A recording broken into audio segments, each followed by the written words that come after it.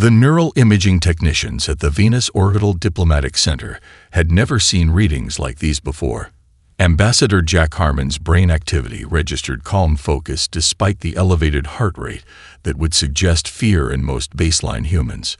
The former Marine from Nebraska stood motionless as the 12-foot-tall Drek representative loomed over the considerably smaller Ilori diplomat. "Your submission tariffs are 3 cycles overdue," hissed Krav Thul, the senior Drek enforcer. His feathered crest flared with crimson warning patterns. The Imperium grows impatient with Ilorian excuses. The Ilori representative, Minister Sendler, trembled visibly. His species' translucent exoskeleton revealed the rapid fluttering of multiple hearts beneath. In the 3 months since humanity had established contact with the Ilori, xenobiologists had documented their remarkable technological achievements: gravity manipulation, photonic computing, cellular regeneration, alongside their equally remarkable inability to handle confrontation. Evolution had shaped the Ilori into peaceable herbivores on a world without apex predators. Their technological advancement had outpaced their biological instincts for conflict resolution. The transfer was delayed by solar disturbances. Sendler whispered, "We require only 14 standard cycles to." "Unacceptable," Krav Thul interrupted, unfurling razor-edged wing membranes. 2 additional Drek enforcers moved to flank the Ilori minister. "Perhaps your negotiator requires replacement. The Imperium maintains a list of more cooperative Ilorian officials." The room's automated translation systems rendered the threat perfectly clear to all 26 species representatives observing the exchange. Most turned away, familiar with how these negotiations typically concluded. Ambassador Harmon had been observing from across the reception hall. He set down his drinking vessel and moved with deliberate calm through the assembled diplomats. At 53, his military bearing remained evident despite the formal diplomatic attire. The neural imaging techs noted a surge of activity in Harmon's prefrontal cortex, not emotion, but decision. "Gentlemen," Harmon said, positioning himself between Sendler and the Drek delegation, "I couldn't help overhearing your discussion." The Drek enforcers bristled. Krav Thul's translator rendered a dismissive clicking sound. "This matter does not concern Earth's diplomatic corps, human." Harmon smiled, the expression never reaching his eyes. "I believe it does. Minister Sendler is an invited guest of humanity at this summit. His comfort and safety are therefore our direct concern." The diplomatic center's environmental systems registered a subtle temperature drop as the Drek's thermal signature intensified, their species' physiological response to challenge. "The Imperium has maintained arrangements with the Ilori Confederation for 7 centuries, Ambassador Harmon." Krav Thul extended his primary wingspan to full intimidation display. "These matters precede humanity's emergence from planetary isolation." Harmon nodded thoughtfully. The neural imaging technicians noted his amygdala response dropping below baseline, calmer now than when the conversation began. "That's history I respect," Harmon replied. "But I'm focused on the present moment, where 3 representatives of the Drek Imperium appear to be threatening a diplomatic guest in neutral territory." The reception hall had grown silent. 26 species watched the confrontation with varying degrees of comprehension. Those familiar with Drek dominance displays recognized the potentially lethal escalation underway. "Ambassador Harmon," whispered Sendler, "please do not involve yourself. The Imperium's methods are established." Harmon's expression didn't change, but something in his posture shifted subtly. Veterans of Earth's United Defense Force would have recognized the stance. Weight balanced, hands relaxed but ready, breathing controlled. "That's not how we do things here," Harmon said quietly. "Not in this solar system." The center's security monitors registered Krav Thul's wing talons extending from their sheaths, an autonomic response the Drek could not entirely control. The enforcers flanking him moved forward incrementally. "You position yourself unwisely, human," Krav Thul said. "The Ilori Confederation exists under Imperium protection. Our methods of ensuring compliance are not your concern." Harmon stood a full head shorter than the Drek representative, yet something in his unwavering attention made several observing species shift uncomfortably. The human displayed none of the submission signals the Drek were accustomed to invoking. Minister Sendler is currently standing on territory administered by the United Earth government, Harmon stated. His tone remained conversational, almost pleasant. While here, he enjoys certain protections. One of those is the right to conduct diplomatic business without physical intimidation. Kraftfull's translator struggled momentarily with the human's phrasing.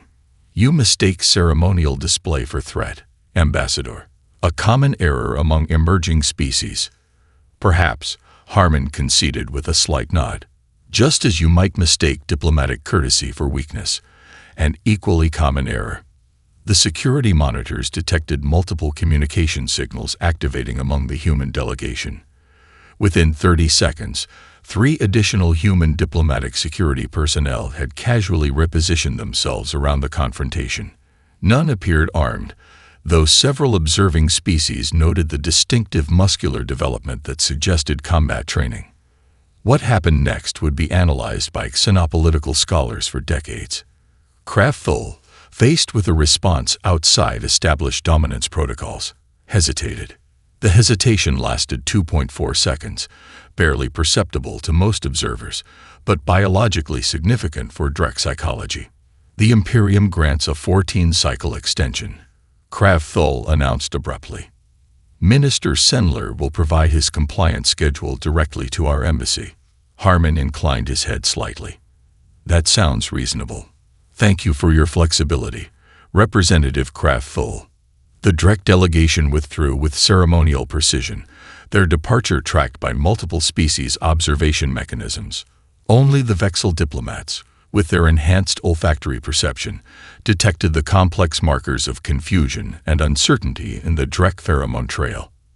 Minister Sendler's exoskeleton had shifted from anxious opacity to translucent relief. Ambassador Harmon, I lack adequate expressions of gratitude in your language.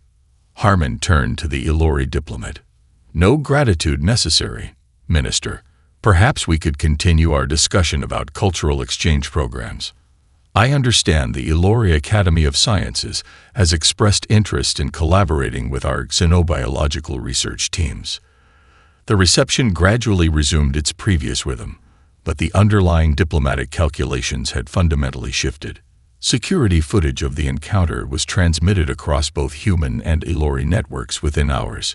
3 days later, the Ilori Confederation formally requested a defensive alliance with humanity, a species with less advanced technology, but an incomprehensible willingness to stand between threats and those who could not protect themselves.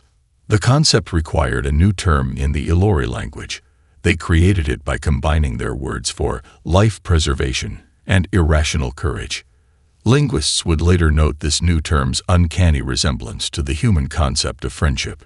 Lieutenant Megan Taylor had never seen anything like Iloria.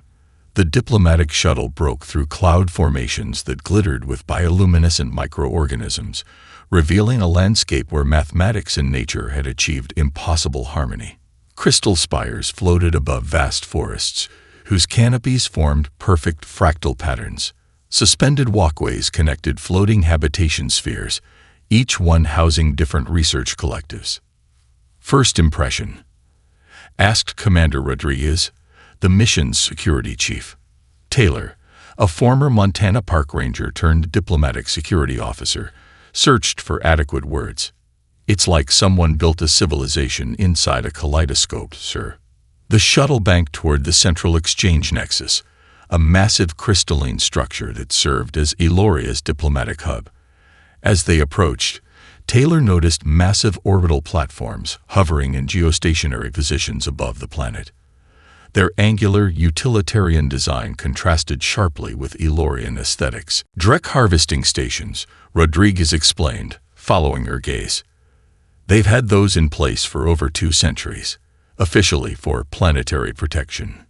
Protection that costs 90% of Ilorian mineral exports, added Dr. Harrison from Xenobiology. The Drek don't even bother hiding the resource extraction equipment anymore. The shuttle docked with seamless precision, guided by Elorian gravitational fields. The human delegation disembarked to meet their hosts, a gathering of Elorian officials whose translucent exoskeletons pulsed with patterns of welcome. "We extend profound appreciation for your presence," said Chief Facilitator Nevixan, the Elorian equivalent of a foreign minister. "Each human representative has been assigned a guide to facilitate understanding between our peoples." Taylor found herself paired with Kesselith, the leading xenobiologist among the Elori. Standing nearly 7 feet tall with 4 graceful limbs and an exoskeleton that shifted colors with emotional states, Kesselith projected both intellectual intensity and physical fragility. "Your assignment specifies protective duty," Kesselith noted, examining Taylor's credentials. "Is that standard protocol for scientific exchange?" Taylor maintained professional composure, standard for all diplomatic personnel in unfamiliar environments. "Fascinating." Kesselith's exoskeleton rippled with analytical patterns. "Your species evolved as protective pack predators. Ours developed entirely different survival mechanisms." Over the next week, Taylor accompanied Kesselith to research facilities across Eloria. She observed the remarkable advances Elorian scientists had made in gravitational manipulation, biological engineering, and quantum computing. What they lacked, however, became increasingly obvious: any capacity for confrontation. During a visit to a remote ecological preserve, Kesselith explained the evolutionary history that had shaped Elorian psychology. "Our world contained no apex predators, Lieutenant Taylor. Physical aggression simply never provided evolutionary advantage. Instead, we developed symbiotic relationships and complex communication." "That explains a lot," Taylor said, thinking of the Drek harvesting platforms visible even from the surface. "You're contemplating our arrangement with the Imperium," Kesselith observed, exoskeleton briefly flickering with discomfort patterns. "They arrived 7 centuries ago, offering protection services against threats that never materialized. By the time we recognized the imbalance, their presence was thoroughly established." Taylor's security training registered something in Kesselith's tone. "You're afraid to discuss this openly." "Monitoring is comprehensive," Kesselith confirmed quietly. "The Drek maintain observation posts throughout our facilities. We've adapted to their presence." The revelation troubled Taylor deeply. That evening, she filed a detailed report to Commander Rodriguez, noting the extensive Drek surveillance network embedded within Elorian infrastructure. The following morning, Taylor accompanied Kesselith to the Molecular Archives, a research facility nestled within a floating crystal dome above one of Eloria's reflective salt flats. They had barely begun the tour when the facility's entrance portal slid open, admitting 4 Drek enforcement officers. "Inspection," announced the lead officer, a scared veteran whose wing membranes bore ceremonial military markings. "By authority of the Protection Accord." Kesselith's exoskeleton paled to anxious translucency. "Captain Vrax, we received no notification of scheduled inspection. The Molecular Archives contain sensitive research materials that require preparation for external review." Vrax advanced, towering over the Elorian scientist. "Notification is not required when compliance irregularities are suspected. The harvesting quota from Research District 7 has decreased 12% during the previous cycle." Taylor observed the Drek officers positioning themselves to block potential exits. Their posture registered as textbook intimidation tactics in her security training. "The research conducted here is fundamental science," Kesselith explained, vocal harmonics betraying stress. "It has no immediate application to resource development." "The Imperium determines applications," Vrax replied.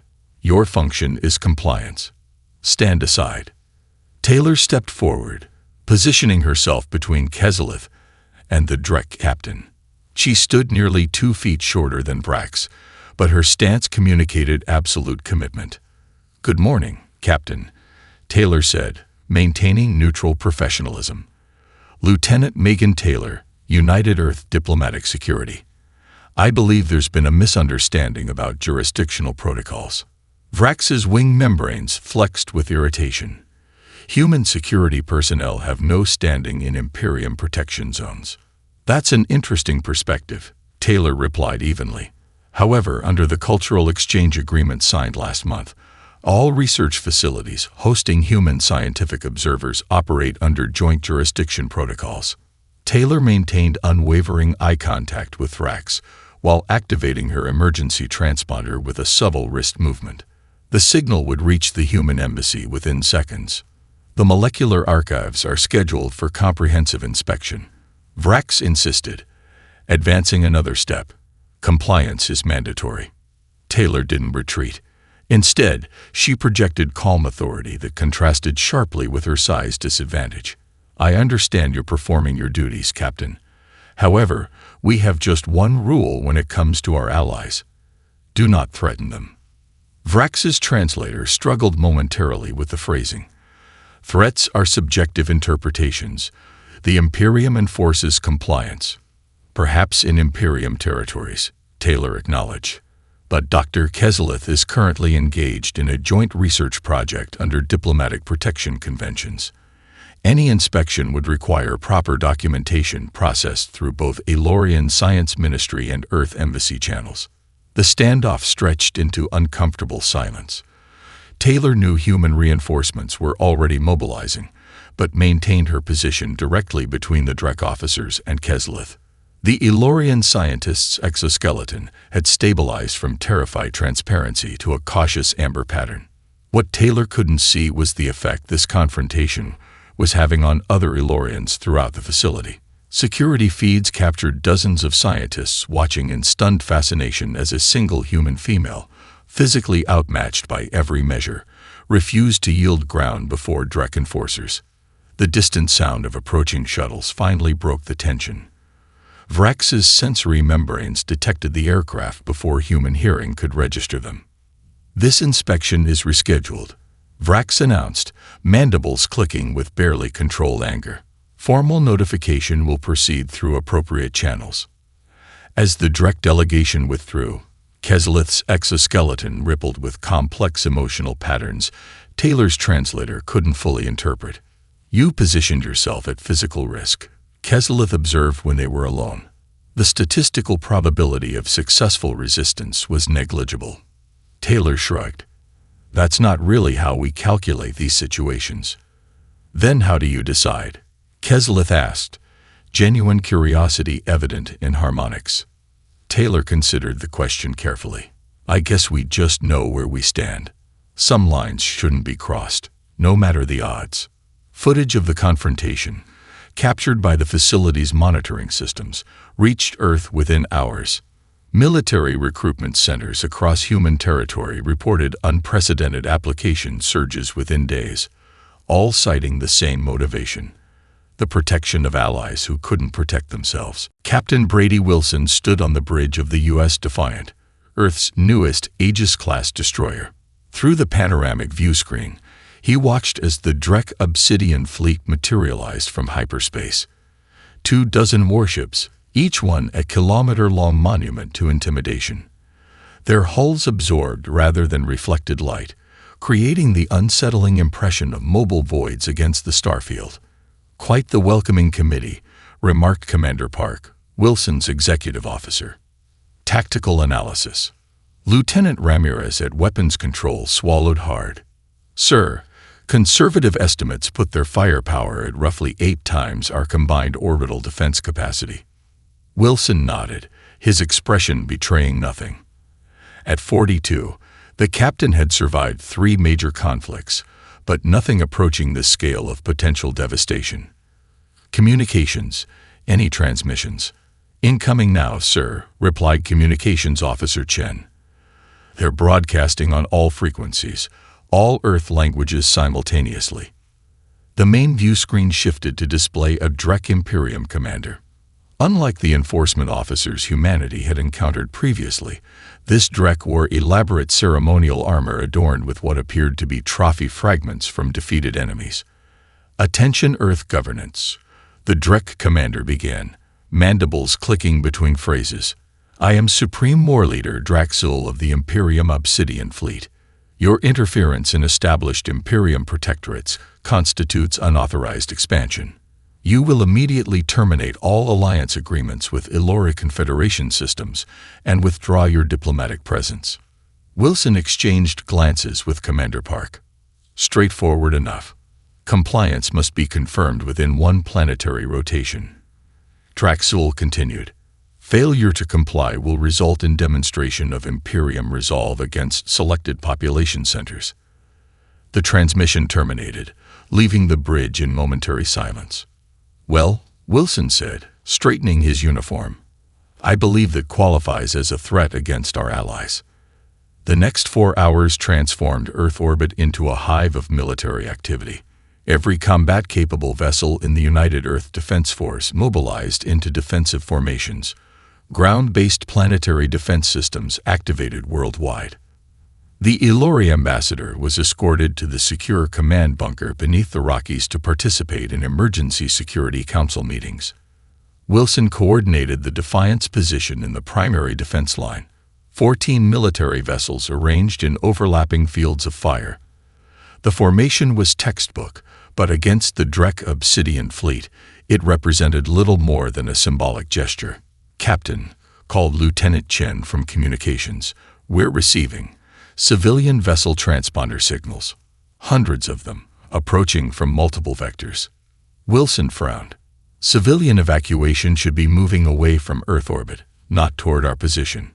The tactical display updated to show a staggering number of non-military vessels moving into near-Earth space, everything from corporate shuttles to mining barges, private yachts to atmospheric skimmers modified for vacuum operations.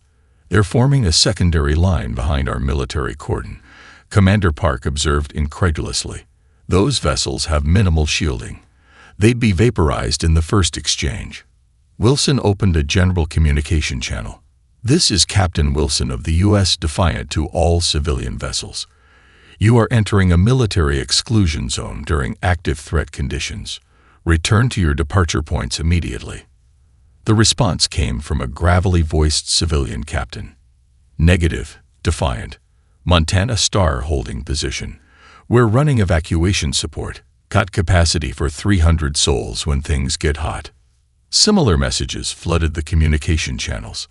A luxury yacht captain offered his vessel as a medical trade center. A corporate mining consortium redirected 12 reinforced extraction barges to serve as emergency transports. A flotilla of fishing vessels from New Zealand positioned themselves as search and recovery units. Sir, Chen reported, voice unsteady with emotion.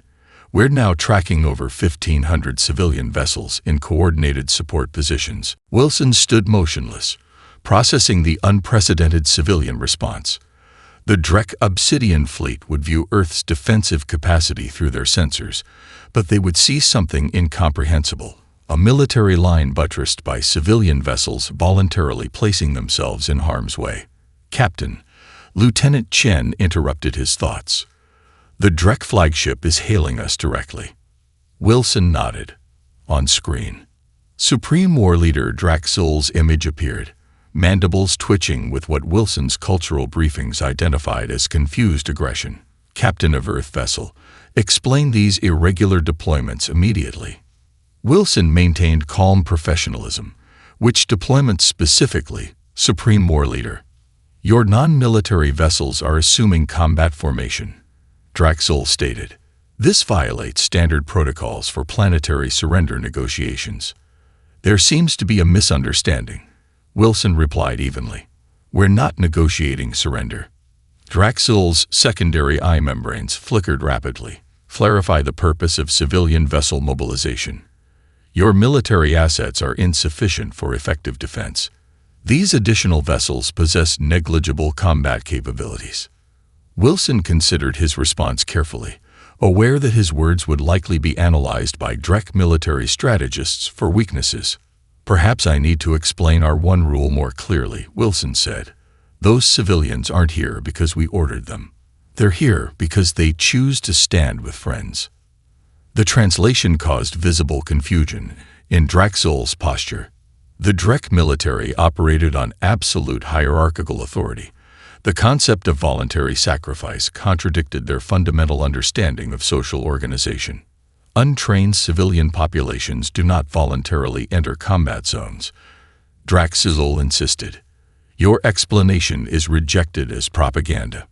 Wilson shrugged slightly. Nevertheless, that's exactly what they're doing. I've never given an order to a single one of those vessel captains. In fact, I've ordered them to leave. They've chosen to disregard those orders. To demonstrate his point, Wilson opened a public channel. This is Captain Wilson to all civilian vessels. This is your final warning to withdraw from the potential engagement zone. The responses flooded in immediately. Fishing vessel Southern Cross standing firm. Captain. Medical ship Nightingale maintains position. We've got trauma teams standing by. Long Beach Consortium mining fleet is deployed and ready to assist with evacuations. Wilson turned back to the visibly unsettled Drek commander. You see my dilemma, Supreme War Leader. I can't compel them to leave because they're not under my command. They're simply doing what humans do when our friends are threatened. For 68 hours, the standoff continued. Drek tacticians analyzed the unprecedented civilian response, attempting to identify the coercive mechanism that would drive unarmed populations toward certain death. Finding none, the Obsidian fleet ultimately withdrew to regroup and reassess their understanding of human psychology. As the massive Drek warships disappeared into hyperspace, Commander Park turned to Wilson. That was the strangest victory I've ever witnessed, sir. Wilson watched as civilian vessels began returning to their normal operations, their captains exchanging casual congratulations as if they'd participated in nothing more significant than a holiday parade. It wasn't strategy that won this round, Commander, Wilson observed quietly. It was humanity's greatest strength, something the Drek have never encountered before. And what's that, sir? Wilson smiled slightly. The absolute refusal to abandon a friend, even against impossible odds. Dr. Emily Brooks adjusted her environmental suit as the Nightwing shuttle approached Vedris Prime. Through the viewport, she could see the planet's distinctive purple-hued atmosphere swirling with electromagnetic storms, beautiful but lethal to human respiratory systems. As the lead cynoanthropologist for the joint Human-Ilori diplomatic mission, Brooks had visited 7 Drek-controlled worlds in the past month. Each one revealed new dimensions of Imperium exploitation. Atmospheric composition stabilizing in the landing zone, announced Lieutenant Commander Scott, their pilot. Vedrisians have erected specialized containment fields for our delegation. Captain Reynolds, head of security, reviewed final protocols with his team. Drek presence is estimated at roughly 200 enforcement personnel concentrated around resource extraction facilities. Standard protective formation upon landing. Brooks nodded, mentally reviewing her cultural briefings on Vedrisian society. Evolved from hive-dwelling insectoids, the Vedrisians had developed remarkable architectural and agricultural technologies before Drek protection had reduced them to resource providers. The shuttle touched down in a massive biodome constructed specifically for the diplomatic exchange. As the delegation disembarked, Brooks was struck by the elaborate welcome prepared by their Vedrisian hosts. Hundreds of the mantis-like beings had arranged themselves in complex geometric patterns, their iridescent exoskeletons creating living mosaics. They're spelling something in their symbolic language, whispered Kestor, the Ilori cultural liaison. The approximate translation would be those who stand between. The Vedrisian Prime Coordinator, a statuesque female with ceremonial markings across her forelimbs, approached with a delegation of elders. Earth humans and Ilori friends, Vedris welcomes those who have demonstrated the courage of intervention. Brooks stepped forward, offering the careful four-limb gesture she'd studied. Prime Coordinator Savect, we bring greetings from both Earth and Iloria. We come seeking understanding and mutual exchange. Understanding already exists, Savect replied, multifaceted eyes reflecting the biodome's lights. Your confrontations with Drek enforcers have been transmitted throughout connected systems. The behavior pattern you demonstrate is unprecedented in our historical records. The diplomatic exchange proceeded through elaborate Vidrisian ceremonial stages. Brooks and her team presented Earth's proposal, not military protection or resource competition, but a fundamentally different relationship model based on mutual defense and cultural autonomy. On the second day, Drek enforcers arrived. Unauthorized diplomatic engagement, declared Enforcement Commander Vrak as he stormed into the exchange chamber with a squadron of armed officers. The Protection Accord grants the Imperium exclusive rights to manage Vidrisian external relations.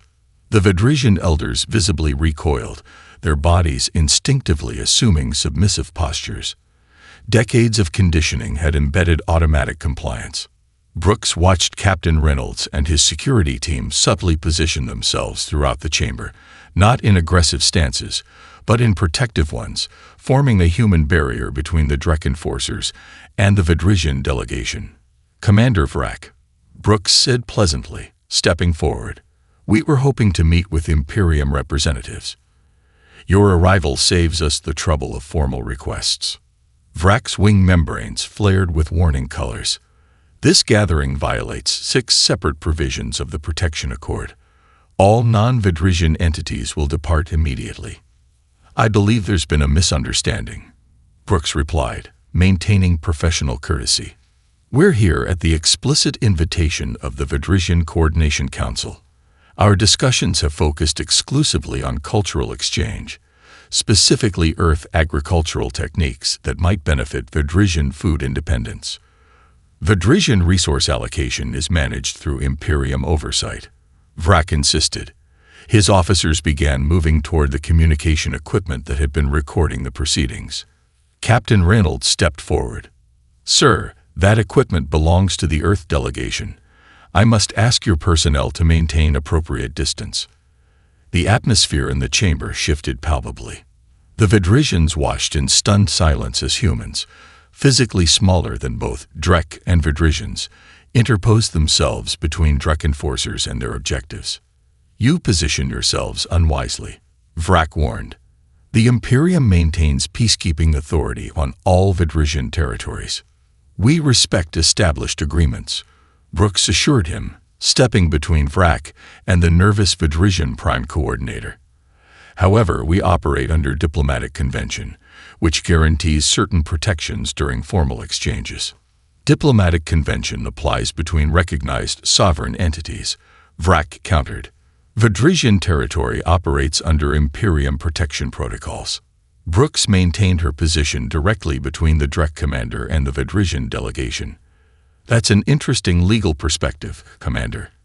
However, Earth recognizes Vidrisian sovereignty. Under our diplomatic framework, their invitation constitutes legitimate grounds for this exchange." The standoff stretched into uncomfortable silence. What the Drek commander couldn't know was that this confrontation was being broadcast live to 17 other worlds under Imperium protection. The image of humans physically positioning themselves as shields, with no apparent concern for their substantial physical disadvantage, transmitted a message more powerful than any diplomatic speech. "Perhaps," Brooks suggested into the tense silence, "we could discuss these jurisdictional questions together." The Vidrisians have prepared a remarkable feast incorporating both Drek and human dietary preferences. Sharing a meal while addressing complex diplomatic matters is an Earth tradition. The unexpected social pivot confused the Drek command structure. Their protocols contain no provisions for converting enforcement actions into diplomatic meals. Prime Coordinator Savekt seized the opening with surprising assertiveness. "The nutrition chamber has been prepared with atmospheric adjustments for all species present. It would honor Vidrisian hospitality traditions if Imperium representatives would participate." What followed was perhaps the most uncomfortably polite diplomatic dinner in recorded history. Humans and Ilori representatives distributed themselves strategically around the chamber, always maintaining protective proximity to Vidrisian delegates. The Drek enforcers found themselves maneuvered into discussing trade relationships rather than issuing commands.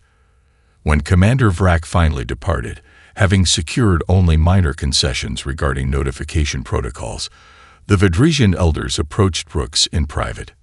"We have observed something unprecedented," Sovek said. "Your species physically positions without apparent concern for hierarchical intimidation." Brooks smiled. "We don't need your permission to stand with friends." The phrase required multiple translation attempts before the Vidrisians comprehended its full implications. When understanding dawned, their communication appendages vibrated with excitement. This concept, standing with friends regardless of permission, does not exist in our relationship with the Imperium, Sovek explained. It represents a fundamental reordering of interaction protocols. As the diplomatic mission prepared to depart 3 days later, they found thousands of Vidrisians gathered around their shuttle. Each one had adopted the same stance they had observed from human security personnel, a protective position learned from watching humans shield others. "We did not teach them combat techniques," Kestor observed with confusion. "No," Brooks agreed, watching the display with profound emotion. "We taught them something far more dangerous to the Imperium." "What?" asked Captain Reynolds. Brooks watched as Vidrisian children mimicked the protective stances of adults, instinctively understanding the concept that had eluded their species for generations under Drek dominance. "We taught them there's an alternative to submission," she said quietly. "Sometimes protection doesn't come from superior strength. Sometimes it just comes from being willing to stand between harm and those who cannot stand alone." Major Ryan Cooper surveyed the magnificent biodome structure on Lunar Orbital Station Alpha. Engineers had accomplished something remarkable in the 3 weeks since the summit was announced, creating 12 distinct environmental zones under a single transparent dome, each one meticulously calibrated for a different species. The hexagonal chambers radiated from a central neutral meeting space where atmospheric composition constantly adjusted to whoever was speaking. "Quite the statement, isn't it?" remarked Ambassador Harmon, joining Cooper at the observation deck. "No hierarchical arrangement, no dominant environmental preference." Cooper nodded. At 36, the strategic advisor from Austin, Texas, had spent most of his military career studying asymmetric warfare. The summit represented something different: asymmetric peace. "The Drek representatives have arrived," Cooper noted, gesturing toward the distinctive black shuttle docking at the far side of the station. "Observers only, according to their official communication." "Observers with exceptional interest in ensuring this fails," Harmon replied dryly. As delegates began arriving from 12 formerly subjugated worlds, Cooper marveled at the diversity. Crystalline pathogons floated through specialized gravity fields. Methane-breathing Zora representatives navigated in sealed environment suits. Aquatic Nord diplomats swam through elevated water channels that interconnected with the central chamber. The Ilori delegation arrived last, led by Chief Facilitator Nevigsan, whose exoskeleton displayed formal diplomatic patterns. "Major Cooper, Ambassador Harmon, we bring optimism for this unprecedented gathering."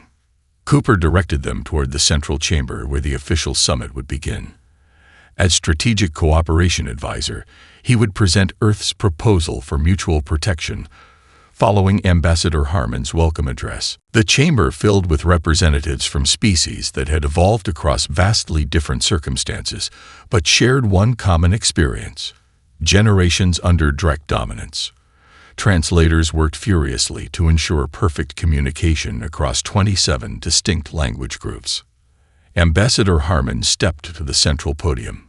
"Distinguished representatives, Earth welcomes you to this historic gathering. We come together not through shared biology or common origin, but through shared recognition of a universal principle, that cooperation provides strength that domination cannot match." The translation systems hummed as his words reached each delegation in their native language. Cooper watched the Drek observers, noting their rigid posture and aggressive wing coloration. When his turn came, Cooper approached the podium with methodical calm. Military psychology training had prepared him for complex negotiations, but nothing quite like addressing 12 alien species simultaneously. "The proposal before us is unique in documented galactic history," Cooper began. "Not a military alliance demanding technological integration. Not an economic bloc requiring resource sharing. Instead, we propose a mutual protection pact based solely on collective defense. Cooper activated the central holographic display, showing interconnected nodes without hierarchical structure. Your technology, culture, and beliefs remain your own. The only commitment is to stand together against threats. The Vedresian delegation's translator vibrated with clarification questions. If Vedris Prime were threatened, Earth vessels would respond despite the absence of resource incentive. Correct, Cooper confirmed. And Elorian gravitech experts. And Pathosian crystal engineers. Whatever capabilities best address the specific threat. The concept required multiple translation cycles for some delegations whose languages lacked direct equivalents for mutual protection without compensation. The Zora representatives' methane environment suit hissed as they spoke. The Drek Imperium maintained superior numbers and established military doctrine. What advantage does this coalition provide against overwhelming force? Cooper considered his response carefully.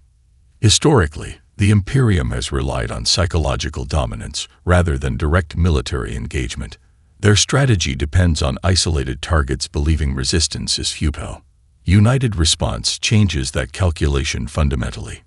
Discussions continued for hours, with delegations raising practical concerns about response protocols, sovereignty guarantees, and implementation timelines. Cooper noted with satisfaction that most objections focused on operational details rather than the core concept, a significant shift from early diplomatic exchanges, where the very idea of mutual defense had seemed foreign to species conditioned for compliance. As the first session neared conclusion, environmental alarms suddenly blared throughout the station. Atmospheric sensors detected contaminants being introduced through multiple ventilation systems. Specialized toxins, shouted the security chief over emergency channels. Targeted biochemical agents, each one designed for specific delegate physiology. Cooper saw Pathosian representatives beginning to crystallize prematurely. Vedresian delegates convulsed as their respiratory spiracles contracted. The Noor water channels clouded with spreading contamination. Security footage would later show what happened next. Human security personnel moving with extraordinary coordination, not toward exits, but toward delegates in distress. Environmental specialists physically shielded ventilation intakes with their bodies, while engineering teams rerouted atmosphere processors. Medical personnel administered emergency countermeasures, often exposing themselves to toxic compounds in the process. Major Cooper found himself pulling a Pathosian diplomat into an emergency decontamination chamber, crystalline shards cutting through his environmental suit. Across the chamber, Ambassador Harmon had submerged himself in a compromised Noor water channel, bodily removing the aquatic delegate, despite the caustic compounds now burning his exposed skin. 5 humans died protecting alien dignitaries. 17 more suffered significant injuries. When emergency protocols finally stabilized the environments, Cooper gathered the shaken delegates in the central chamber. This was a coordinated attack, he stated, bandages visible on his arms and face. Preliminary evidence indicates Drek infiltrators introduced toxins calibrated to each species' biological vulnerabilities. The Drek observers had disappeared during the chaos. Their shuttle had departed without authorization, broadcasting only automated diplomatic immunity codes. Cooper expected the summit to collapse, fear overwhelming tentative trust. Instead, something unexpected happened. The Vedresian Prime Coordinator, still weak from toxin exposure, rose unsteadily. The humans positioned themselves between harm and delegates. Without hesitation, without calculation of advantage. Murmurs of agreement spread through the chamber as other species shared observations of specific protective actions. The Noor representative, speaking through damaged vocal apparatus, described how Ambassador Harmon had sustained chemical burns rescuing their junior delegate. This behavior demonstrates the principle underlying the proposed coalition. The Pathosian representative observed, their crystalline form still showing stress fractures. Protective action without hierarchical command or expectation of reciprocity. What had been theoretical discussion suddenly had visceral demonstration. Species that had evolved with vastly different survival strategies recognized something universal in the human response: protection transcending self-preservation. Cooper, wincing from his injuries, returned to the podium. The attack was designed to prevent this coalition from forming, to keep us isolated, vulnerable, divided. The chamber fell silent as translation systems conveyed his words. The question before us, Cooper continued, is whether we allow fear to accomplish what force could not. One by one, delegation leaders approached the central platform. The Sentinel Coalition formed with unanimous support, formally ratified while medical teams still treated the injured. As the signing concluded, the coalition adopted an unmistakable emblem: diverse appendages, Vidrisian claws, Pathosian crystal manipulators, newer tentacles, human hands, and 7 other distinctive biological structures, joined in a protective circle around simple text in 12 languages. Just one rule. Cooper watched delegates from ancient enemies standing together, united not by treaties or threats, but by the shared recognition of a principle that transcended evolutionary differences. Protection freely given defines true civilization. Colonel Dwayne Johnson peered through electrobinoculars at the Drek landing zone from his camouflaged position on New Eloria's western ridge. The pre-dawn light revealed what orbital reconnaissance had already confirmed.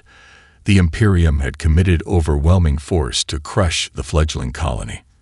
"I count 37 troop carriers, sir," whispered Lieutenant Rivera, the unit's reconnaissance specialist. Conservative estimate puts their ground forces at 6,000 combat units, possibly more still in orbit.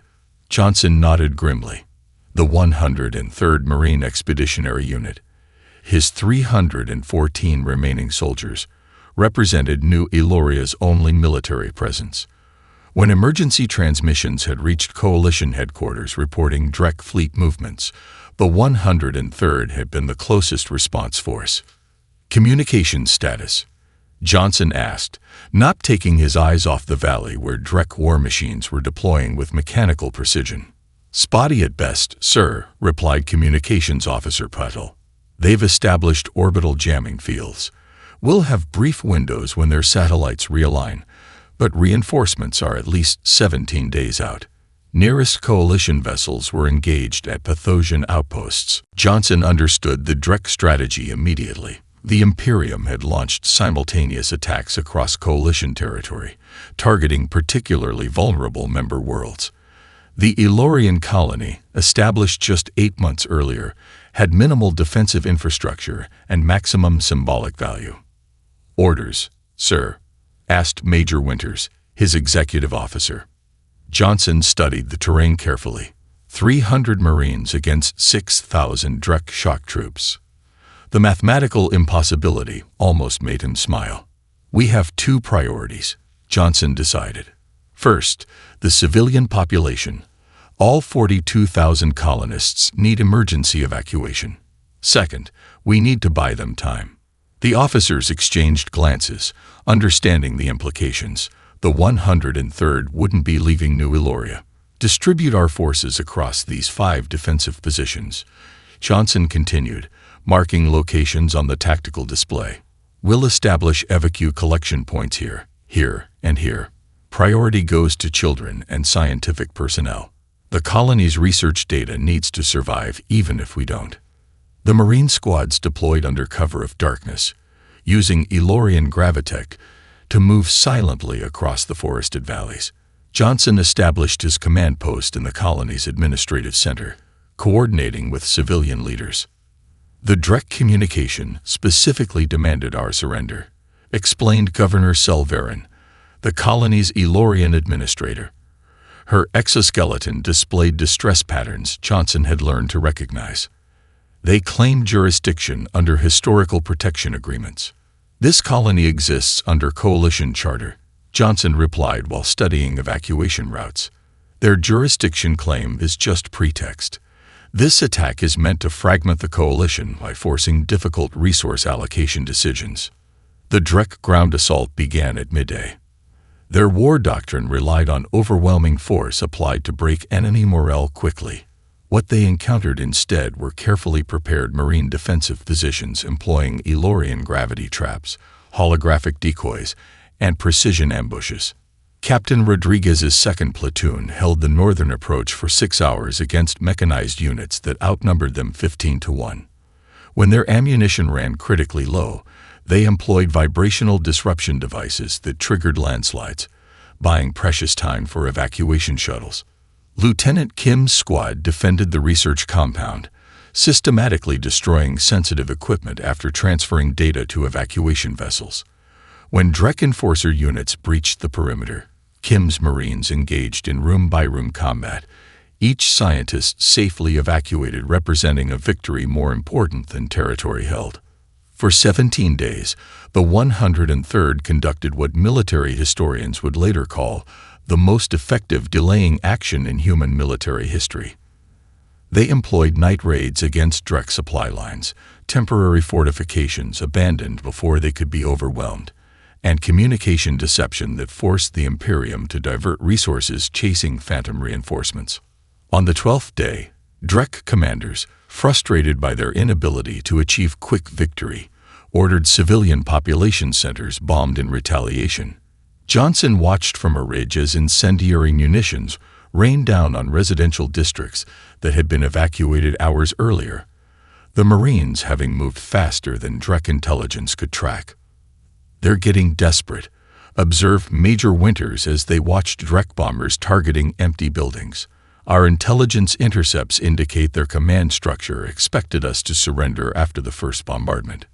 The Marines shifted to their most dangerous operations, high-risk extraction missions into Drek-controlled territories, where civilian holdouts remained trapped. Sergeant Washington led a 14-hour mission behind enemy lines to retrieve 37 Elorian children from a nursery complex cut off by the initial assault. "We can't leave them," Washington had argued when the mission was deemed too risky. "Those kids have never experienced combat. They're completely defenseless." Johnson authorized the mission. Washington's team returned with all children safely recovered, though 3 Marines sustained critical injuries providing covering fire during the final extraction. Intercepted Drek communications revealed growing frustration among their commanders. These humans fight with greater ferocity for alien children than for their own outposts. Psychological warfare protocols are ineffective. They appear immune to intimidation tactics that subjugate other species. By the 15th day, the 103rd had facilitated the evacuation of over 38,000 colonists. Johnson's remaining forces, now reduced to 142 combat-effective personnel, consolidated at Founders Ridge, the colony's original landing site where the final evacuation vessels prepared for departure. "Last civilian transports loaded, sir," reported Lieutenant Rivera. "Research data, cultural artifacts, and remaining medical cases secured. Estimate 30 minutes until atmospheric clearance." Johnson nodded, studying the Drek forces converging on their position. Nearly 2,000 combat units supported by aerial platforms had finally located their fallback position. "We need 30 minutes," Johnson told his officers at their final briefing. "Every Marine understands the mission. Hold this line, no matter the cost." When the Drek assault began, the defenders employed their final countermeasures: automated defense turrets, programmed drone swarms, and minefields carefully placed to channel the attack into prepared killing zones. For 27 brutal minutes, the vastly outnumbered Marines held their positions. As ammunition stores depleted, Johnson made the call that would define the Battle of New Eloria: prepare for close-quarters engagement. Security footage recovered later showed what happened next. Marines with empty rifles fixed bayonets and prepared to meet the Drek advance physically, buying precious final minutes for evacuation ships to clear the atmosphere. The Drek commanders, observing this apparently suicidal behavior through battlefield sensors, hesitated momentarily, scanning for hidden weaponry or reinforcements that could explain such action. That hesitation provided the final seconds needed for the civilian transports to achieve minimum safe distance. The last Marine transmission from New Eloria came from Colonel Johnson himself. "Evacuation complete. Colony data secured. 100% civilian extraction achieved. The 103rd sends its regards. When coalition reinforcements finally arrived 17 days later, they found New Eloria's settlements reduced to ash. But intercepted Drek communications revealed something unexpected. Despite overwhelming numerical advantage, the Imperium forces had sustained casualties exceeding 40% of their deployment strength. More significantly, psychological assessment of surviving Drek units indicated profound morale degradation. The Battle of New Eloria marked a turning point in the war. Across coalition space, member species voluntarily redirected resources to the most threatened worlds, recognizing a principle demonstrated by 300 Marines. Protection freely given constitutes the strongest possible alliance. Commander Olivia Washington studied the holographic display of Scrixis, the Drek homeworld. After months of intelligence gathering, the Coalition finally had a complete tactical overview of the planet that had spawned the Imperium. Unlike the harsh militaristic environment she had expected, Scrixis revealed itself as a world of startling beauty. Crystal spires rising from verdant forests, massive floating habitation spheres drifting through cloud formations, and sprawling agricultural complexes. "Doesn't look like the homeworld of a conquering species," remarked Lieutenant Chen, Washington's intelligence deputy. "That's because most Drek never leave Scrixis," Washington explained. "Our infiltration teams have confirmed what we suspected. The Imperium is actually a carefully constructed facade maintained by a small ruling caste." Admiral Evans, commander of the Coalition Assault Fleet, studied the display with veteran's eyes. "Explain the genetic angle your team discovered, Commander." Washington manipulated the holographic controls, zooming in on a massive crystalline structure near the planetary capital. "This is the genetic archives. According to the data our agents recovered, the ruling caste has been genetically engineering their own population for millennia." The briefing room fell silent as the assembled officers processed the implications. "They've created neurological control circuits in lower castes," Washington continued, "essentially programming compliance and aggression responses based on hierarchical decision. The Imperials we've been fighting represent less than 2% of their total population, specifically bred for military service." Admiral Evans frowned. "You're saying the majority of Drek aren't willing participants in Imperium expansion?" "Correct, sir. Most are effectively enslaved through genetic manipulation. The average Drek citizen has predetermined neurological pathways that make questioning authority physically painful." The revelation transformed the strategic calculus of the war. What had begun as a defensive action against Imperium aggression now carried complex ethical dimensions. The Coalition War Council faced an unprecedented decision: whether to push directly to the Drek homeworld rather than consolidating territorial gains. The assault plan combined human tactical leadership with Elorian stealth technology and support from numerous Coalition species. Commander Washington would lead a specialized strike team targeting the genetic archives, while the main Coalition forces engaged Imperium defenses. As her stealth transport approached Scrixis atmosphere, Washington briefed her multinational team one final time. "Our mission has two objectives: secure the genetic modification data and establish a humanitarian corridor for civilian Drek seeking liberation. Remember, most Drek are victims of their own ruling caste." The insertion went smoothly until planetary defenses detected their approach vector. Washington's team found themselves engaged by Imperium interceptors while still 20 kilometers from their objective. "Hostile forces closing," reported Sergeant Miller, monitoring tactical displays. Calculating alternative approach vectors, Washington made a quick decision. "Maintain course. Activate emergency transponder on standard Drek civilian frequencies." Her officers exchanged confused glances. "Commander, that will broadcast our position to every Drek in the hemisphere." "Exactly," Washington confirmed. "We're announcing our presence to the civilian population." The gamble produced unexpected results. As their transport descended toward the capital district, civilian communication channels erupted with unprecedented activity. The team's linguists reported growing civilian unrest in multiple districts as Washington's broadcast message spread.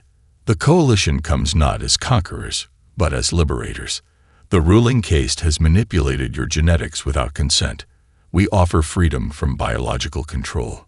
By the time they reached the genetic archives, something remarkable was occurring. Drek civilians were mobilizing against Imperial forces. Security camera footage showed scenes of lower caste Drek physically protecting coalition landing zones from Imperial counterattacks. Washington's strike team secured the archives facility after minimal resistance. Rather than destroying it as many expected, she established a humanitarian corridor, offering gene therapy to remove control implants. "Ma'am, we've got an incoming transmission from a Drek civilian resistance cell," reported Communications Officer Patel. "They're requesting asylum and offering technical assistance accessing the archive databases." The three-way conflict intensified as coalition forces, Drek loyalists, and newly liberated Drek rebels converged on the capital. Washington coordinated with Admiral Evans to prioritize civilian evacuation corridors while maintaining pressure on Imperial command centers. Inside the archives, Washington's team made the most significant discovery of the war.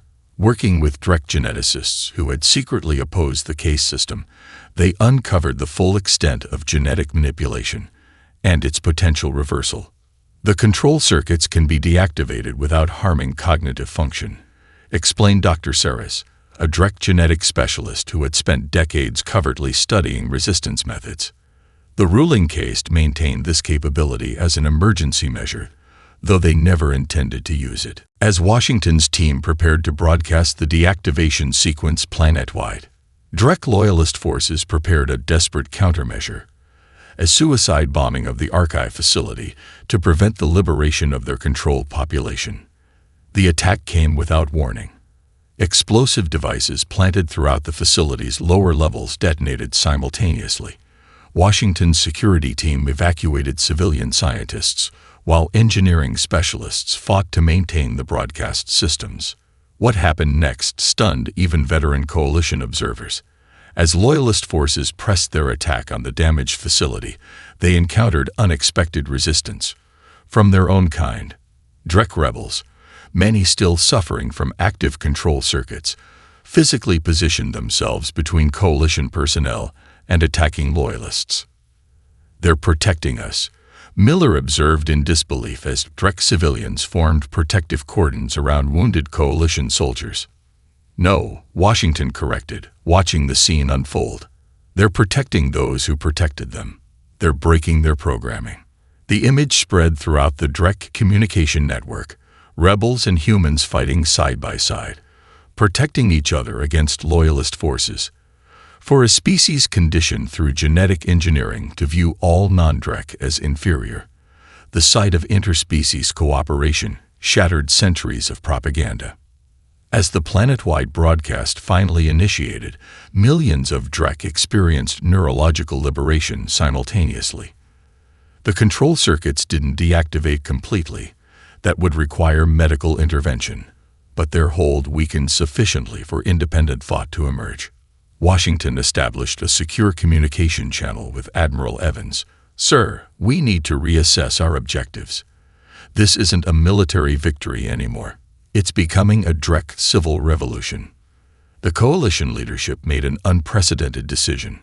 Rather than pressing military advantage against a destabilized enemy, they shifted to humanitarian assistance.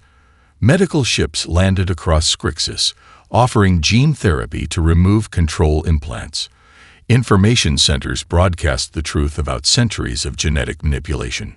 When loyalist remnants threatened a scorched earth campaign against contaminated populations, they found their own military units increasingly unwilling to fire on fellow Drek. The sight of coalition medics, humans, Ilori, and others, working alongside Drek rebels to treat the injured became a powerful symbol throughout the system. 6 weeks after the initial assault, representatives from newly formed Drek civilian councils requested formal peace negotiations. Their first act was to renounce all Imperium territorial claims and request coalition assistance establishing a transitional government. As Washington prepared to depart Scrixis, a Drek child approached her security detail. The young female, recently freed from genetic controls, presented a crystalline flower, a traditional Drek symbol of life dead. "You stood between us and harm," the child said in carefully practiced human language. "We learned to stand likewise." Washington accepted the gift, recognizing that humanity's one rule had accomplished what military might alone never could: transformation through protection freely given. Admiral Lucas Mitchell stood beneath the soaring crystal dome of the newly constructed Galactic Assembly on Earth's North American continent. 5 years after the end of the Drek War, representatives from 37 species had gathered for the inaugural assembly session. The building itself embodied the principles of the coalition, a perfect circle with no hierarchical arrangement, every delegation positioned equidistant from center. "Nervous?" asked Ambassador Harmon, joining Mitchell at the observation balcony. Mitchell smiled, just reflecting. 5 years ago, we were fighting for survival. Now we're hosting a galactic governance body. The Assembly's unique architecture had become its own statement. Retractable transparent walls open to Earth's natural environments, oceans, mountains, forests, honoring the homeworlds of all member species. Specialized environmental chambers ensured every delegation could participate in physical comfort while experiencing Earth's diverse biomes. "The Drek delegation has arrived," Harmon noted, gesturing toward the eastern entrance, where representatives from reformed Drek factions made their way through security protocols. Mitchell nodded. 5 years of genetic liberation therapy, and they're still figuring out who they are without the case system. The 37 delegations took their positions as Earth's Secretary General called the Assembly to order. Mitchell, as the architect of the coalition's defensive strategy during the war, had been selected to deliver the opening address. "Distinguished representatives," Mitchell began, his voice carrying through perfect acoustics to translation systems for each delegation. "We gather not as conquerors or the conquered, but as those who recognize that our differences are insignificant compared to what unites us." He paused, looking across the gathering. Species from gas giants and water worlds, crystalline entities, and silicon-based life forms, representatives whose evolutionary paths had diverged billions of years ago. "Some say this assembly represents an idealistic experiment," Mitchell continued. "Critics question whether species with such diverse biological imperatives can maintain lasting cooperation. They suggest that dominance hierarchies are inevitable. That power will always concentrate with the technologically superior or numerically dominant."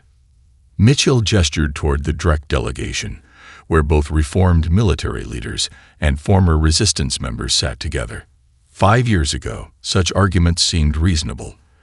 The Imperium represented the seemingly natural order of galactic power dynamics, the strong dominating the weak through superior force.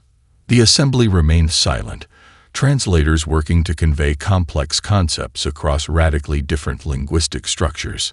What changed this paradigm wasn't superior weaponry or revolutionary technology, Mitchell explained. It was a simple principle, first demonstrated when a human diplomat positioned himself between a threatened ally and those who would intimidate them. A principle encapsulated in one rule that spread through coalition space: do not threaten our allies. Mitchell stepped away from the formal podium, walking to the center of the circular chamber where the Assembly's symbolic hearth burned with carefully calibrated flames visible across different visual spectrums. This assembly exists because we collectively recognize something more powerful than dominance: voluntary protection, freely given. The understanding that true civilization begins when the strong protect the weak, not because of obligation, but because it defines our highest nature. As Mitchell concluded his address, environmental alarms suddenly blared throughout the complex. Security systems detected unauthorized energy signatures near the Assembly's northern perimeter. "Breach in sectors 7 through 12, announced Security Chief Rodriguez over emergency channels. All delegates maintain positions, security protocols activating. The Assembly's protective systems engaged automatically. Specialized environmental shields deployed around vulnerable delegations. Human security personnel moved toward the threat sources. What happened next would be recorded in the Assembly's historical archives as its defining moment. As a radical Drek splinter group attempted a final desperate attack on the gathering, something unprecedented occurred. Before human security could fully respond, representatives from multiple species, including reformed Drek, formed a spontaneous protective detail. Crystalline pathogens extended protective fields around water-breathing Noor delegates. Silicon-based Zora representatives positioned their naturally armored bodies to shield vulnerable oxygen breathers. Most remarkably, reformed Drek security personnel physically intercepted their radicalized counterparts, protecting the very species their ancestors had once subjugated. The attack was neutralized within minutes, with minimal casualties and no delegates harmed. When security footage circulated through Galactic information networks, analysts noted something remarkable. Multiple species had independently adopted characteristically human protective stances around their more vulnerable allies, not by directive, but by choice. As the Assembly reconvened the following morning, Mitchell joined Secretary General Rivera for the ceremonial opening of the Assembly's Central Garden. There, coalition botanists from 17 worlds had collaborated to create something unique, a genetically engineered memorial tree with branches that responded to and protected injured organisms. This living memorial represents our shared commitment, Rivera explained as delegates gathered. Like the coalition itself, it grows stronger through diversity, while maintaining a singular purpose: protection of all who shelter beneath it. The memorial's plaque contained the simplest possible inscription: just one rule, with the date of that first human-Ilori alliance 5 years earlier. As the ceremony concluded, Mitchell observed something that brought unexpected emotion. Throughout the garden, representatives who had evolved across vastly different circumstances moved with new awareness of those around them. Physically stronger species automatically adjusted positions near more fragile delegates. Environmentally adaptable representatives ensured vulnerable members had optimal conditions. Ambassador Harmon joined Mitchell as the delegations dispersed toward committee sessions. Quite something, isn't it? The analysts didn't predict this level of behavioral adaptation. Mitchell nodded, watching an Ilorian delegate automatically shield a smaller species from direct sunlight, a protective gesture learned from human examples. The protection instinct, once considered our primitive evolutionary baggage, and now recognized as the foundation of true civilization. Harmon completed the thought. In the decades that followed, the Galactic Assembly would face innumerable challenges: resource disputes, territorial questions, cultural misunderstandings that threatened diplomatic relations. Yet through each crisis, the coalition maintained its fundamental character, guided by the simple principle that had transformed galactic politics. The human capacity for protective instinct, once considered a primitive evolutionary trait, had become galactic civilization's greatest strength. Species that had evolved across unimaginably different circumstances discovered something universal in the willingness to stand between harm and those who cannot protect themselves. In the Assembly's historical archives, one image became symbolic of this transformation: that first moment when Ambassador Jack Harmon positioned himself between an Ilorian diplomat and Drek intimidation, establishing the principle that would eventually remake the stars themselves. Protection freely given defines true advancement, across any biology, beyond any evolution. Just one rule, applied universally, had accomplished what millennia of force could not.